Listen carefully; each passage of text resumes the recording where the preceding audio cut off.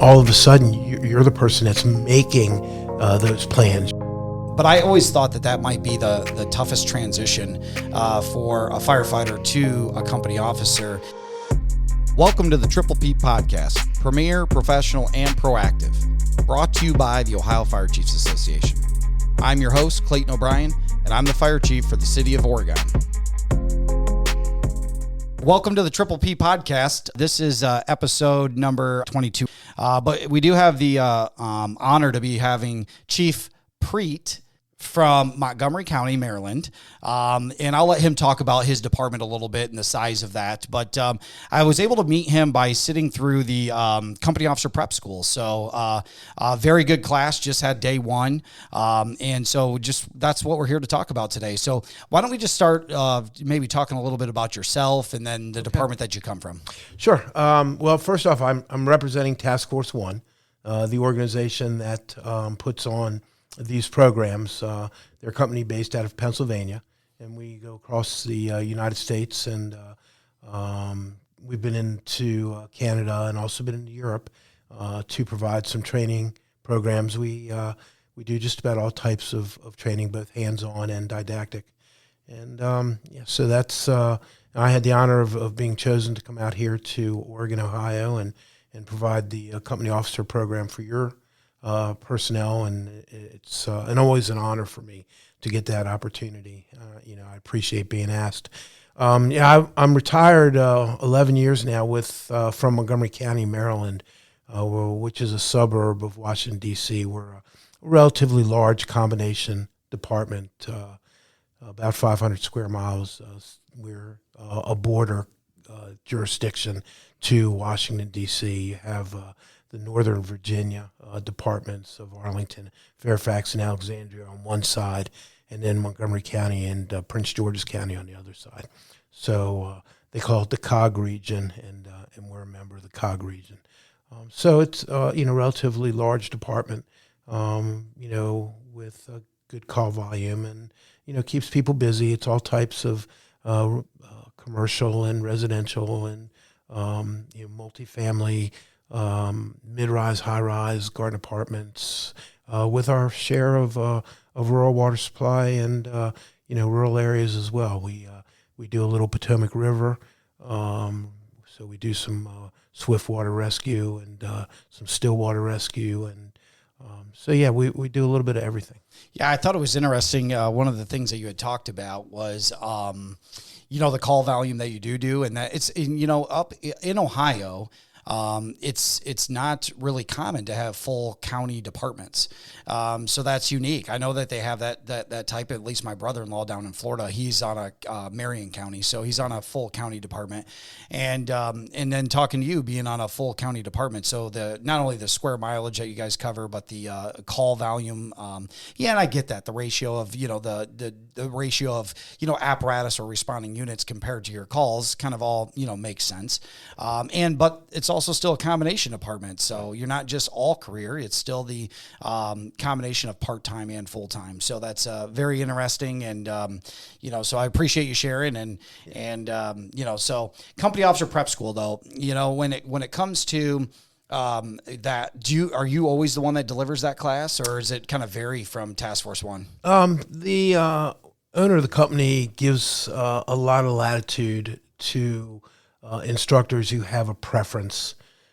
Most of my preference is with the management classes, the company officer classes, but I also enjoy doing managing the May Day class, and managing the MCI class. So there are a lot of other programs that he will send us out to do. But when it comes to the management classes, normally he looks to me to provide those classes. But then there's other classes that I really enjoy. I work with an FDNY lieutenant retired who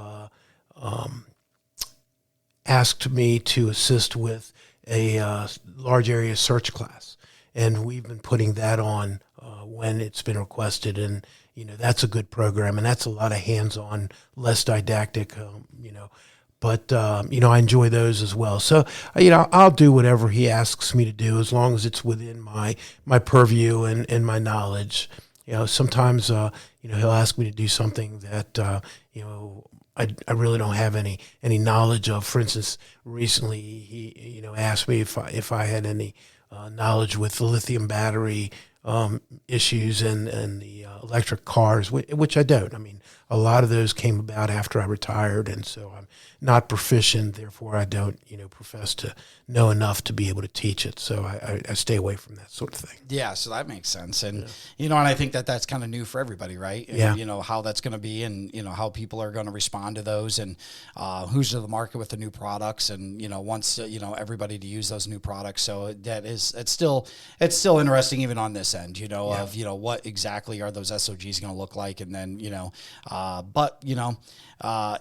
there's just definitely something that is important. So I get it. One of the things that you talked about, you had made the mention of 5 main things within the company officer prep today. And we'll just kind of start talking about those things. And, like number 1, planning. Number 2 is organization. 3, leading. 4, coordinating. And 5, motivating. So let's just start off with planning. So, and there's a relationship between all 5 of those entities. So you can look at them individually or you can look at them in their entirety. But as a company officer, it is important that you're proficient in each of those. And also that you understand what goes into each of those elements. When we talk about planning, for instance, that is a major job for the company officer because when you plan in the station, when you plan for training events, when you plan for apparatus maintenance, station maintenance, all of those things have tentacles. And each one of those tentacles intertwine with other things that you have to be cognizant of as a company officer. From your experiences, like going to different departments and doing this prep school for the first company officer, line company officer, do you think that planning would be it's probably one of the hardest things to adapt to when you first become an officer, because you've gone from now being like you had talked about in the class, being a doer to now being the planner. How difficult is that? I think it's a tough transition. I also, if you look at an assessment center, for instance, for a company officer level exam, I think one of the reasons why planning and organization is part of the assessment center, one of the dimensions, is because it is so critical. I mean, if you think about it, for the most part, as a firefighter, as a paramedic, you are filling the day with tasks. The officers telling you what to do, and you're doing it. When you move from that level to the company officer, all of a sudden you're the person that's making those plans. You're making those decisions. You're structuring your day in such a way that you can accomplish all of those things. And if you happen to be at a station that runs some calls, you have to plan accordingly and have contingency plans that still get the job accomplished while able to provide the service to the community, which is the primary reason we're there. Yeah, and that's super hard sometimes because they're in the, as you said, if you're at a station that runs some calls, you're knocking these calls out and everybody's busy all day. So now you're trying to not only plan but then delegate to how are all these tasks going to get accomplished and what the priorities are those. And I thought that was a great example today with a lot of the exercises that we did as group activities to be able to do that, to work through those. Hey, how do we prioritize this list of things and then justify the reason why we prioritize them that way. Right. And it was unique that we kind of all came up with our different things, but with the full understanding to know that individuals have different mindsets of how and what's prioritized and when to do. But I always thought that might be the toughest transition for a firefighter to a company officer is, planning. And also I kind of look at planning with also tying it with execution. Would So would you agree with that? I would, and I think that if you look at the 5 dimensions that we talked about, if you take planning and organizing, they're very easy to combine because you have to have a process. So when you make a plan, you have to have an idea of how you're going to execute that plan and organize that plan. And then you need to justify how you're organizing it. And that's the great thing with the exercise. There's no real right or wrong answer. It's all a matter of getting the firefighter to start thinking like a company officer and saying, yeah, I think that if I was given that situation, I would handle it this way. And the reason I would handle it this way is because of whatever X, Y, and Z. And that doesn't make them right or wrong from the person sitting next to them, and that comes up with a different methodology or a different organizational method. Rather, it just says that they're both thinking and using their experiences, their past experiences, and determining how to fulfill something. So yeah, those do go hand in hand, and absolutely a new firefighter transitioning to company officer needs to be able to figure that out, because a lot of their job is exactly that. It's not like we're out on the street every minute of every day. 70% of what we're doing is happening inside the fire station or in the community with the public, doing public education or building inspections or just meeting and greeting people, area familiarization, whatever it may be. So it really has oftentimes nothing to do with the decisions made on the fire ground or on an EMS or rescue call.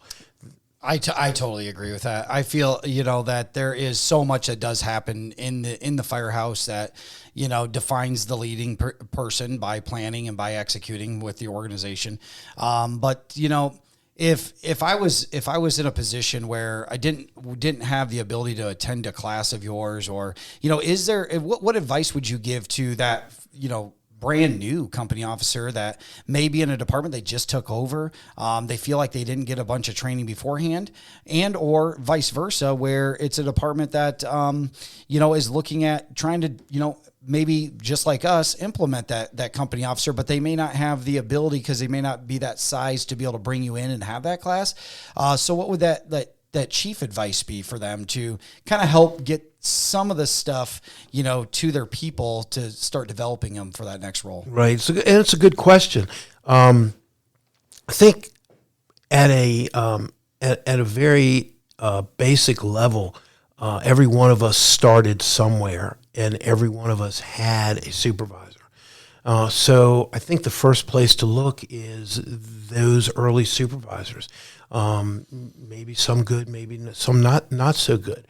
And to draw out of those early supervisors those characteristics, those traits that they believe were the most important, things that they would want to emulate.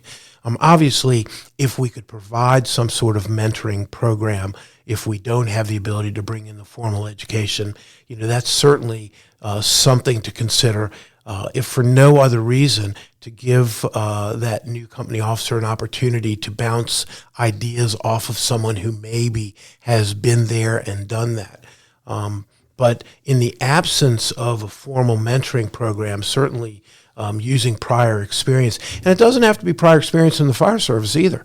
It could be prior experience from a job that they had working at a local grocery store, or for a fast food chain, or any number of things.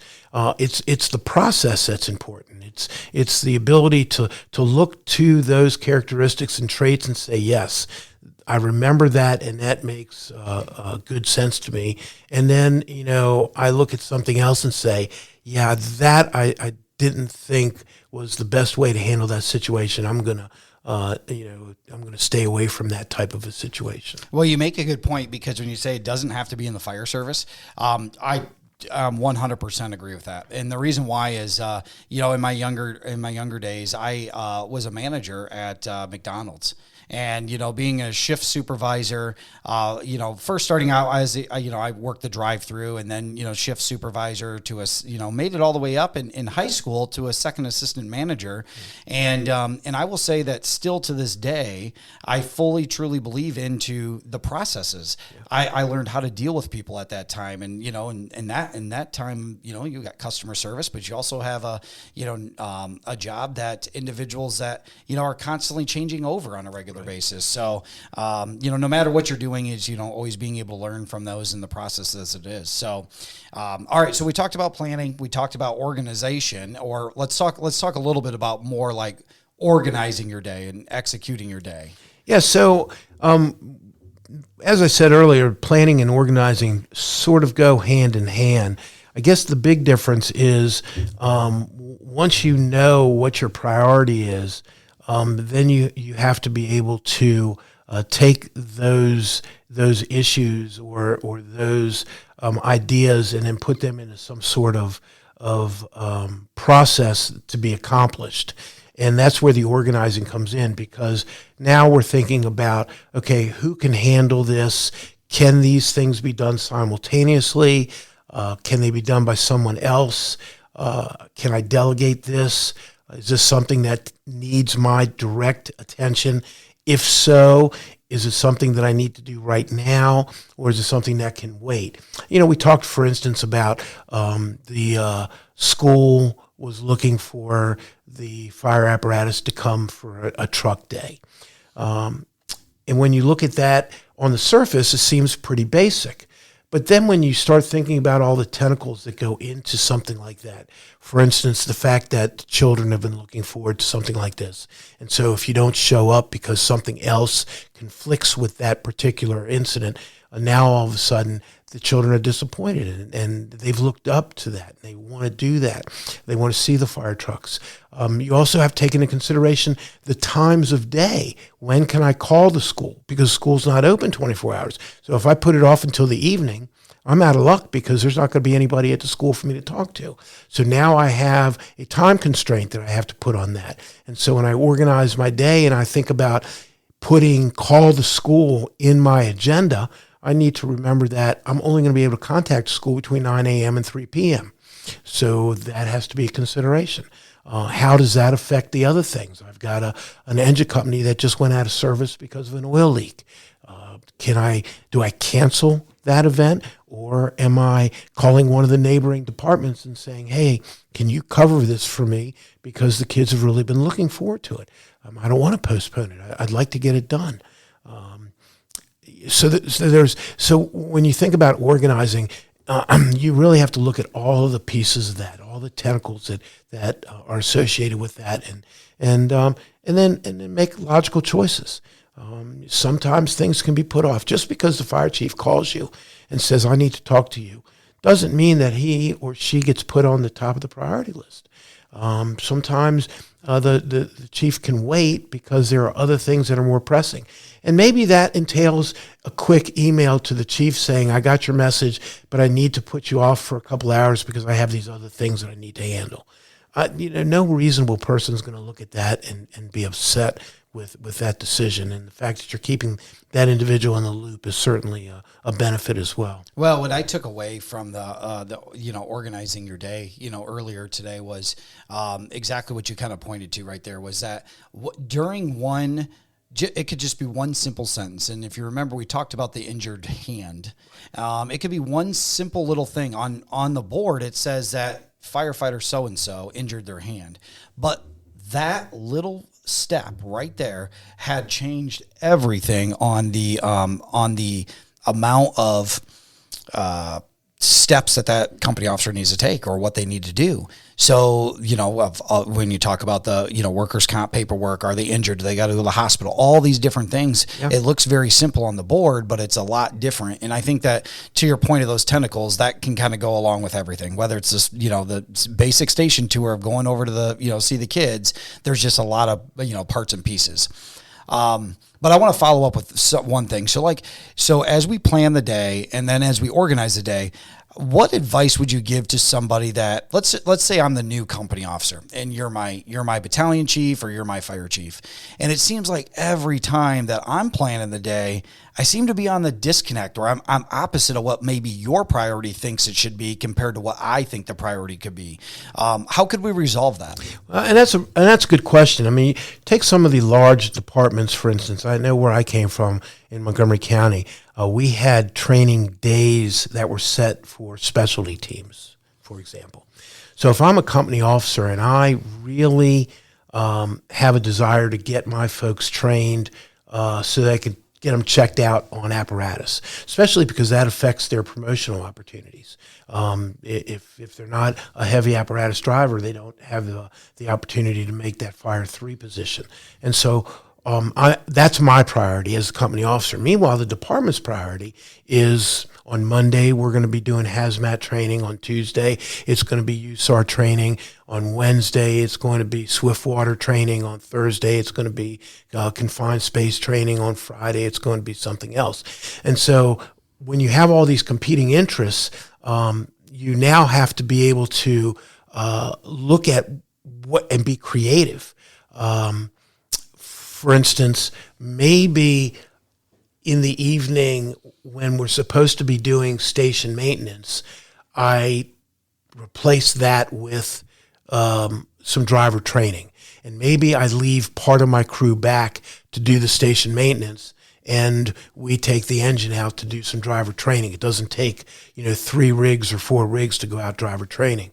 That's organizing. That's part of that process, which says I need to be flexible here.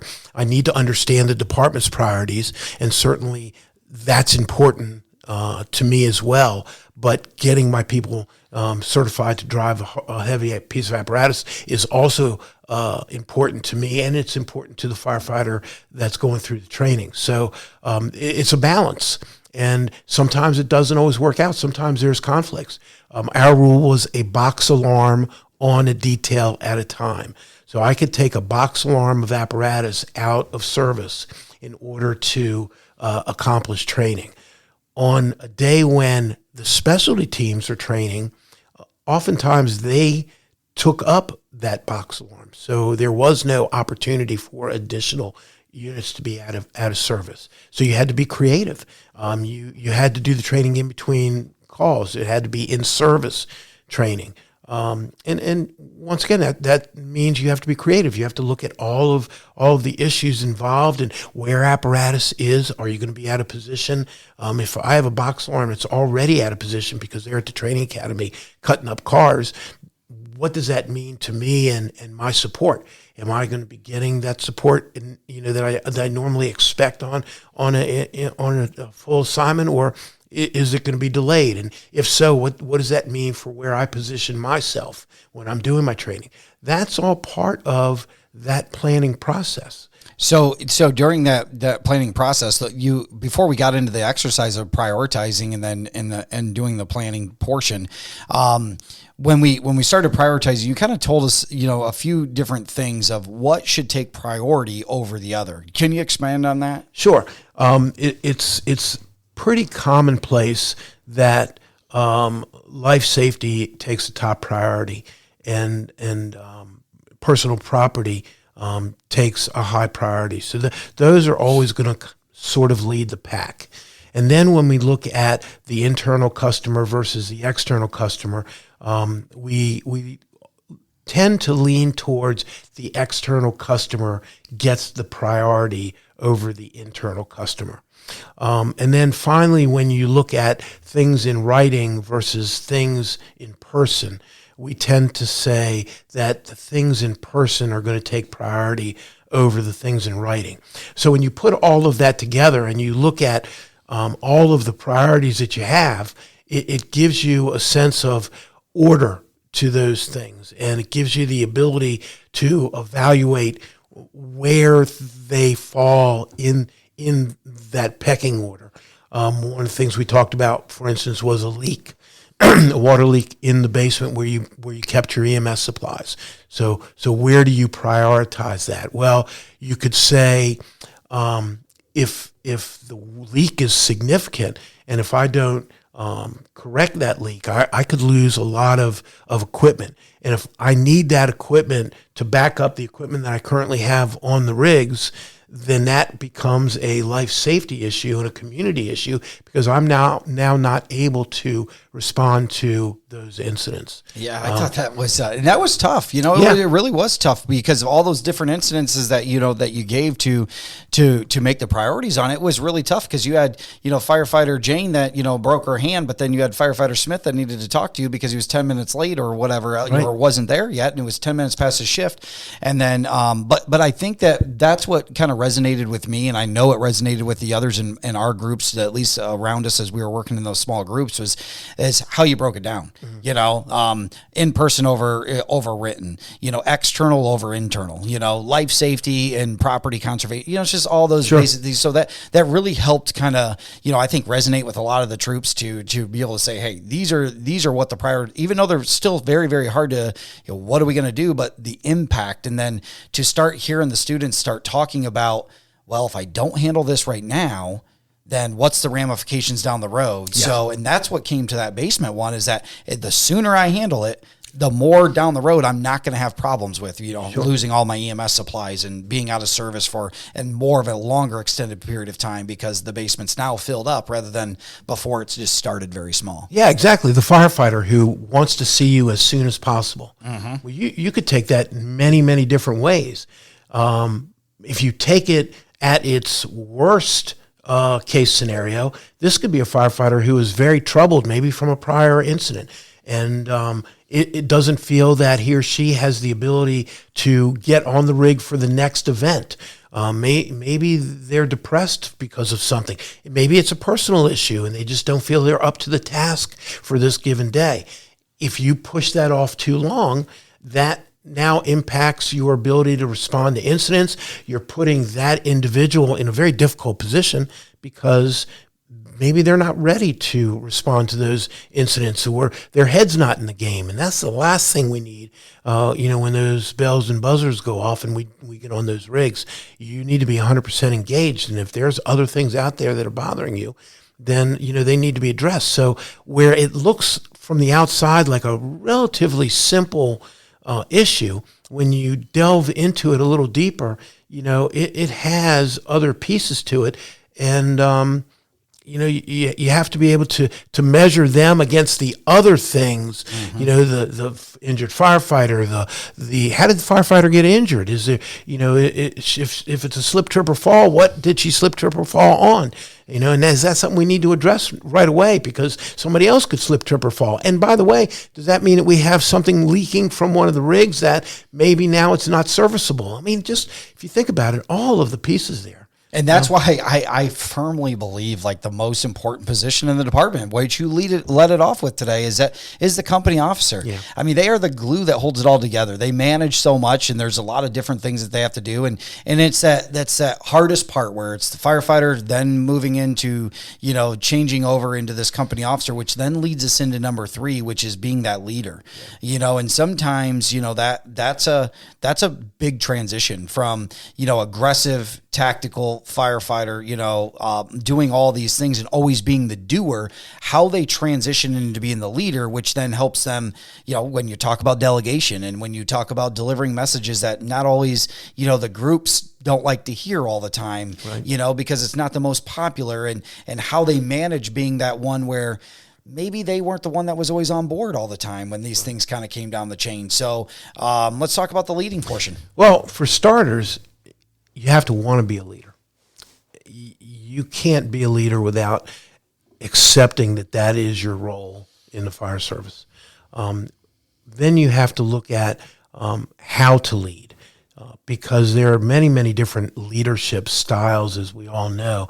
But in the fire service, firefighters are very astute. They pick up on the idiosyncrasies very quickly. If they don't feel that you're competent, or they don't feel that you're consistent, or they don't feel that you are implementing policy and procedure equally across the board, they're going to pick up on that. And so a leader, you need to be very, very aware of how to be a leader. and what makes a good leader. And once again, that goes into, falls back on the traits and characteristics that we talked about very early on. Being able to look at that leadership capability and asserting that leadership, especially when you're transitioning from that firefighter role to that company officer role, and you're doing so in a department where it's a small group of individuals, so everybody knows everybody. So you have a past, you have a history, and you have to be true to yourself. And there is going to come a time where you are probably going to have to make a decision which is not popular with the individuals that you used to be best friends with. And that doesn't mean that your relationship changes outside of the fire service, but inside the fire service, it has to change because you are now taking on a leadership role. And as a leader, you have to make sure that the individuals know who is responsible, because that's what it comes down to. The buck stops with you as the new leader, and you have to be able to make those decisions, popular or not. They have to match the vision of the department, match the mission of the department. What is best for the community? What is best for the reputation of the community? And one of the things that you talked about was being a leader. Leader responsibility doesn't just stop from 8 to 4 or 8 to 5. It is a 24-hour, 7 days a week, 365, and being available for your crew and inside and outside. And that's kind of how I think that truly does define, a leader, because we do have to have as you spent a lot of time today talking about the different generations, the difference between the Gen X and the millennial or the Gen Z, and right. And so all those different ones, to be able to understand who we're trying to manage, right. and what makes them tick is something completely different. I know that I've had right now we have the Gen Z that's a big popular workforce right now, and just coming into the service a lot, where I'm in the millennial portion, where you're kind of at that role in the millennial age group is probably the ones that are most likely getting promoted at this time, and some of the later generation of the Gen Z. But to also understand that the Gen Z, what kind of things that trigger them might help you be able to prioritize things in a different way, or be able to know each other's strengths and weaknesses just by knowing what generation they come from. I used to have an individual that worked for me. It was kind of crazy. He was he was a Gen Z, but I was never a video game person. But the video game thing was, I just knew that this individual just needed 20 minutes every single day, every shift, just to play the game on the computer. And it was a completely different person after that. I don't know if it's an outlet or what it is, but we talk about a lot of that, of just knowing your people and making it adapt, but not being so inconsistent that it feels unfair to others. Sure. No, absolutely. And, when you understand what motivates an individual and why an individual responds to one thing and a different individual responds to something completely different, that's critical for you as a leader, because everybody is not the same. There's differences in gender, there's differences in cultures, and there's differences in where we when we were born, and what we were used to growing up. And if I'm one of those individuals, one of those Zers or Zoomers, as they like to be called, that is always on social media and always knowledge at my fingertips all the time, I'm going to need to be worked a little bit differently, led a little bit differently than that millennial who understands the technology, but it's not a major part of their life. Mm-hmm. They want to see something on paper. If we're having a training session, that might mean one person gets it in paper form, and another person gets it in in electronic form. It doesn't change what they're getting. It's just the way they're getting it and how they're going to understand it at the end of the day. Do you think that also by the generation of who raised, let's say if I'm a millennial and I'm raised by a baby boomer compared to a millennial being raised by, or a millennial being raised by a Gen X, and depending on where those falls, do you think that plays a role in how I might be in my generation? That's a good question, and I don't know. I don't have an answer for it. I never studied it, but I think it falls to. I mean, I tease all the time when I teach about TikTok. I mean, yeah. I mean, I know it's TikTok, but I like to laugh. Well, and that's kind of why I bring it up, because I feel like sometimes, like maybe in parents that the age group of my children, my son's 22, my daughter's 18, but I'm on the younger end to have those age groups for the children. So did my children get exposed to technology, cell phones, and all those things a lot earlier than maybe the generation above me, that Gen X, before they held off, because cell phones and all those things were not big in theirs. They held off and not giving the same age group as my kids. Sure. Maybe just held off and not giving them phones and things like that. Yeah, absolutely, and that's very possible. I mean, I'm the baby boomer era. Okay. And so, I mean, technology wasn't even thought about, when I was being raised. And I know, the games that the Zoomers are playing today are so foreign to me, because there are too many moving parts. Mm-hmm. I'm just not. My mind doesn't work that way. And as such, that kind of influence as I was raising children, may actually have influence, because I know a lot of parents today are right in there playing with their kids. They're using the video games. They understand them. I tried.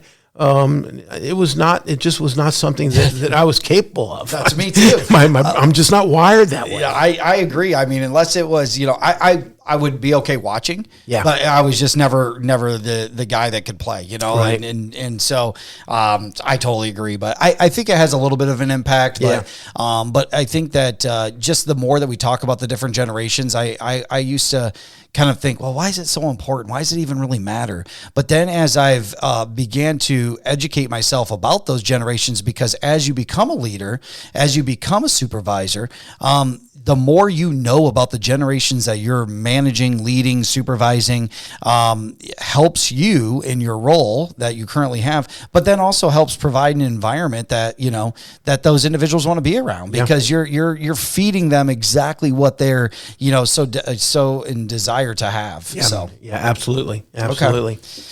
So let's move on. Number 4 is coordinating. So what's the big difference between organizing and coordinating? So I think the big difference is when you get to the coordination level. I think that you are now putting the plan into action. You're actually implementing the plan, and in the coordination part, you're overseeing. So the things that you decided in the planning and organizing phase to delegate, you're now responsible for making sure that it's getting done. And is it getting done to your satisfaction and to the goal of whatever the assignment was? And in that process, did the plan work? And if the plan didn't work, now do I need to go back and reevaluate the plan and make a new plan? So that's where the organizing comes into play. It's a follow through, and it's a follow up to the things that you've already done to determine whether or not you've actually accomplished what you had set out to do. And that's that's kind of where the big difference is. And that would be, did you say that was the coordinating portion? Correct. Okay. The coordinating portion. Yeah. So the coordinating portion, the big difference is that if I have to, as I planned the day, we began to execute the task, which would have been in the kind of planning organization. So we're organizing, which we're prioritizing what those tasks need to be, and we begin to execute those tasks and essentially start checking them off. Through the entire time that I'm doing that, I'm leading the individuals, maybe sometimes by example, sometimes by the time of just being able to delegate and say, hey, I trust and empower and let them complete the task. Right. And then I'm coming back and I'm now kind of connected with following through to make sure that what we planned, what we organized, what was kind of disseminated, what the expectation was, that it's actually getting completed. Absolutely. Okay. Yeah, absolutely. And not only getting completed, but making sure that there's no conflicts. Sometimes when you look at something on the surface, you think, well, this is going to work, and this is the way we're going to do it. And then all of a sudden you get into it and you realize, wait a minute, this is taking a lot longer than I thought. This is taking, the apparatus out of service for much longer than I had anticipated. We need to rethink this process. We need to go back and reevaluate what we're doing. Maybe we're not even able to accomplish it. Maybe it's not even in our, in our realm of something that we are capable of doing. Yeah, maybe you don't have the resources or whatever. Exactly. You get into it and you realize, wow, I bit off more than I can chew here, and we need to really think this through. And so that's all part of it. Okay. So, and that's a big part. I think that because if you don't go back and, reevaluate those things, then it becomes maybe frustrating for the doers, because if you made the plan and you began to execute the plan and said, hey, we need this, and this done. And even to the point of like what we talked about a little bit earlier, as far as kind of in the encouragement of committees and the encouragement of individuals to get done, because at the end of the day, the decision's got to be made. Right. So if the decision was made early on in the day of what's going to be done and how it's going to be done, and then you reevaluate and realize that it's just unable to accomplish, that goes back to a lot to the firefighters to say, hey, as their leader, they're humble enough to say, hey, we got to shift gears. This is not going the way that I thought it was intended to go. And I think that does go a long way with the firefighters. Yeah, absolutely. And the other thing is, because when we get into the last one, which is motivating, one of the things that we look at is this really a do this, then that, then that, and then the other thing, and it really isn't. They all sort of work together to form the entire supervision aspect of the company officer. Yes, when we say planning and organization, that kind of starts the thing. But leading is something that's going on throughout the entire process. And then motivating is something that also, will work its way through the entire process as well, because you have to make sure that the individuals who you have assigned to do the task have the motivation to do it correctly, want to do it, make sure it gets done right, as opposed to just doing, a haphazard job and deciding that, this is good enough. Well, it's not good enough unless it's done correctly. So they all kind of, work together. Yeah, I understand. It's not like step 1, step 2, right, step 3. It's just the way that the layout of the class, kind of was, In order to explain it. Yeah, exactly. And give everyone an opportunity to think of each of the pieces individually. Yeah. Because ultimately you're putting that all together. All the time. Yeah, absolutely. Yeah. Cause and I get that. Like you're saying you're going to plan and organize, but every single day for 24 hours, all the time, you're always leading. Sure. And then you're always going to find that one individual that might be, they're not so motivated today. Right. Is it just the day, or has it been an ongoing thing? Yeah. And are we doing something to kill their motivation? Right. And just, all those things that happen on a regular basis. So, yeah. What other things? Anything else we want to touch base on? There was so much that we covered today just in day one. Yeah. And so, and I know that the impact for just, and I can only speak, personally for our department, the impact of, having the, direction of the supervisor in the house, riding the front right seat, holding themselves accountable just as well as holding the others accountable. Doing all those things is so impactful for the entire organization, sure, including each of the individual companies. So I know that, the exercises were great today. The role playing that we we took place in. Yeah. It's not only as you're in front of the group, is challenging, but also like you're handling a serious situation that most likely a lot of those scenarios that you gave us, we've dealt with. Sure. Yeah, absolutely. and the program itself, the entire program really comes down to one thing, and that is, as supervisors, we have a responsibility to the department, we have a responsibility to the community, and we have a responsibility to the people who we supervise. And you can talk about it in the administrative capacity. Tomorrow we'll be talking about it from an on-scene capacity, but it all boils down to the same thing. We need those company officers because we need our folks to come home every day safe, and that's what it's all about. And it doesn't matter how you look at it. It doesn't matter what your understanding of the process is, as long as at the end of the day that keeping folks safe is paramount. Everything else kind of falls into place.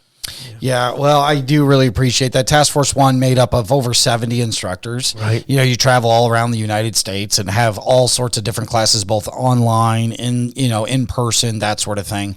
And I would say that, just for the reason of, seeking out Task Force 1 was one of the reasons would have been, just for the simple fact that, none of your instructors from our specific county or Right. specific area, and some things that in order to bring encouragement and empowerment and doing something a little bit different, that's really comes a long way to get a completely different perspective, Right.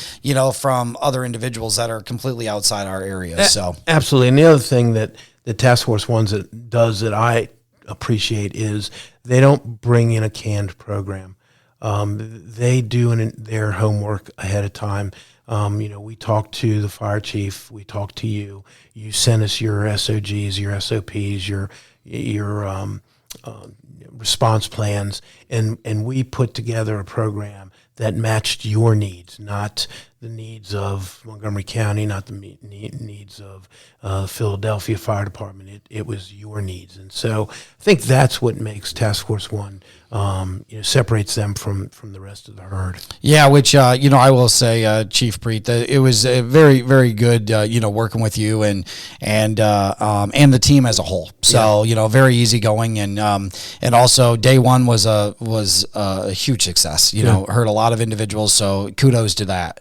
I'll leave us with, just a couple takeaways as far as, just want to kind of expand on Chief Prete's, bio. So he's a retired assistant chief of Montgomery County, Maryland.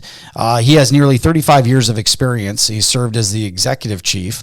In addition to his role directly relating to the fire and rescue operations, he's managed daily operational and administrative issues, including budget, daily oversight, and scheduling for over 1,100 full-time personnel. With the national and state instructor certifications, he's also served as an adjunct instructor for the Maryland Fire and Rescue Institute, NIMS Instructor, and the Arundel Community College.